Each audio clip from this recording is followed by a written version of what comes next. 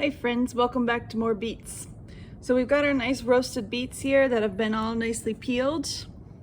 And now what we're gonna do is make a roasted beet salad with some herbed yogurt sauce.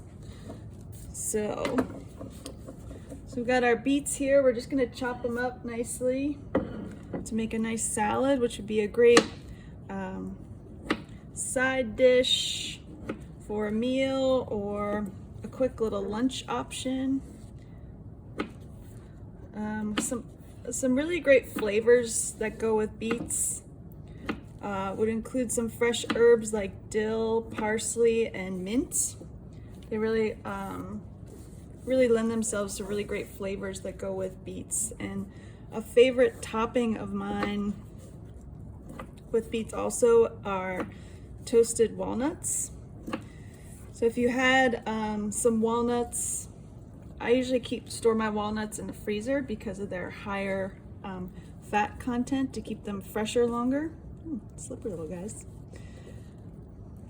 So what I would do is just take maybe a handful of walnuts out of the freezer and heat them up on a skillet, or you can also do it in a toaster oven if you wanted to. I've done that before.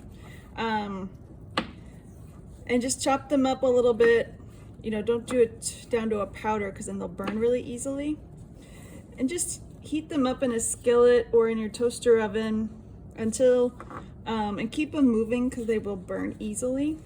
It'll take a couple minutes, but you'll really start to smell that nice roasted walnut smell to it, and that's kind of when you know that they're done. So that's a great option as a topper if you have walnuts available. Maybe leftover from some baking projects or something like that. Or it's a great way to try walnuts if you never have before. So what we've got here are 4 nicely roasted beets. Again, they were, if you didn't watch the earlier video, they went in the oven at 400 degrees for about 30-35 minutes. And something that I like to do with roasted beets or sweet potatoes is to also, when you roast them for say 30 minutes, but you're not gonna have them right away, is to just turn your oven off at 30 minutes and just leave them in there until it cools. And because they'll continue to cook for a little bit longer, and then when you pull them out, when you're ready to store them or use them, they're cooked really nice and evenly all the way through. So it's a great thing to do if you're preparing, you know, maybe for a week's of lunches or things like that. It's a great option. Or if it's something you just needed to use up. So we've got a beautiful plate of beets right here. And a lovely little mess to clean up later. So again, I'm just gonna make a roasted beet salad as a side dish. Let me take my gloves off so we don't slip beet juice everywhere. One thing I'll add, I have some sea salt right here. Just a little bit of it on here. Not too much. You can also go without if you're on a low sodium diet. I like a little bit of black pepper. Put that here as well. And just a pinch of salt with your vegetables, even some fruits as well, really just makes the flavor of the vegetable kind of pop, for lack of a better term, pop. So we're gonna do a cup of yogurt here. I just got a low-fat yogurt. You can do full fat as well. I'm not a big fan of non-fat yogurt, but sometimes if non-fat yogurt's on sale, what I would do for this recipe is just add a little bit of olive oil to it, because then you're getting some flavor that's going to be really nice with your dish.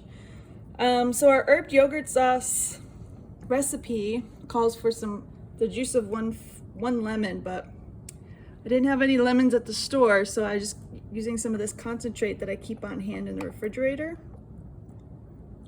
So 1 whole lemon is a couple of tablespoons of the concentrate. I'm just gonna kind of work it in there. Again, just a little dash of salt and pepper. Don't need too much because we've got a lot of really great flavors here. Got our yogurt here. And now we're gonna use some fresh herbs.